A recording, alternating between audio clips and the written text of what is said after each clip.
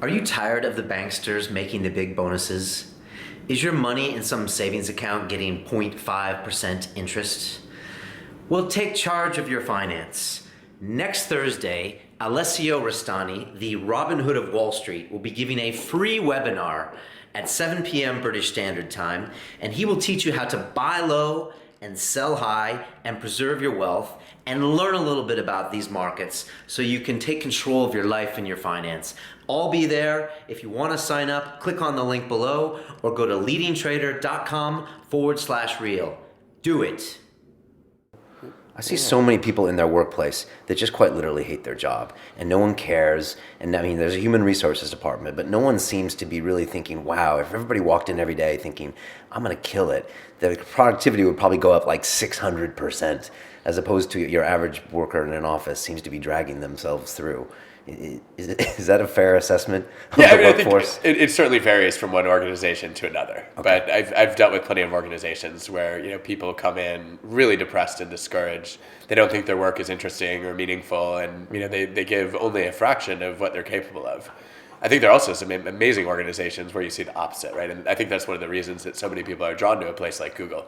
Right. I mean, like what's like an old school place? Like I'm not saying this exists, but say you go as old school as like Ford Motor Company, near Ann Arbor, and you walk into this organization with 300,000 employees and stuff, and they've been in business for 100 years. And I mean, is there anything you can do to places like that? Or, I don't know if I can do anything. I think there are probably things that the leaders and managers can do. So one of the things I ended up writing about in Give and Take was this fundraising call center that I studied. Yeah. And so at the University of Michigan, so right in Ann Arbor. So these are people who are contacting university alumni and trying to get them to donate money for the school, to support new buildings and athletic programs and faculty and staff salaries. And callers were totally burned out. It's really hard to call and ask people for money. It's especially hard when 90% of the people you call reject you and yell at you for ruining their dinners. What is their success rate as a percentage? It varies a lot by call center, but when I walked in, it was below 10%. Okay. Which was pretty frustrating. So for every 10 calls, you're getting 9 no's and 2 fuck yous. Pretty much. Okay. It's interesting actually, because a lot of the people will say things like, I already gave 100,000 pounds to this university. It was called my tuition.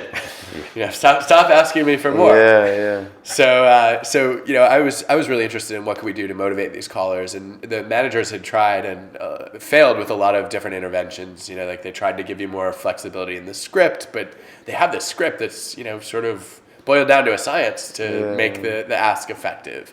They try to give callers more breaks. Callers don't come back to work because the job is so unpleasant. And eventually, what struck me and Howard Heavner, the manager there, was that a lot of the callers had no idea where the money went. So they raised all these funds and they disappear. And so we decided, let's have the managers give a little bit of an inspirational speech and talk about where the money goes. And we did that, and we designed a little experiment. So some of the callers got to hear it, and other callers didn't, and it did no good.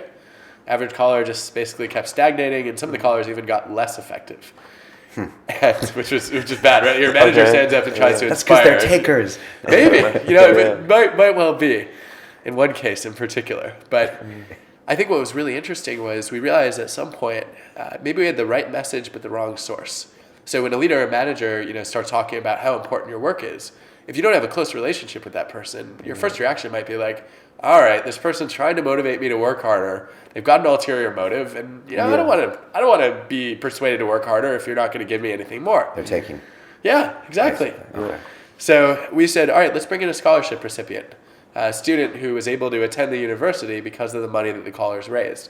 He talked for just 5 minutes to a group of the callers. He said, you made my scholarship possible. I wanted to come here, but I couldn't afford it. Thank you, and here's how it's changed my life. And the average caller boosted 142% in weekly minutes on the phone, 171% in weekly money raised. And that lasted for a full month from just a 5-minute interaction.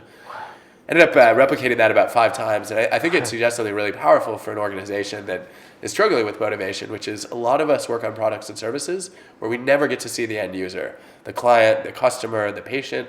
And so if we can establish that connection and show people how their work makes a difference, I think we can really help them feel more valued and appreciated and maybe boost their motivation too. It's a long answer. Yeah, that is a great message. That is. Yeah, and then you had the numbers that actually backed it up, right? Surprisingly, yeah, I didn't expect it to work, which is why we replicated it so many times. But I think you see this now more and more in organizations.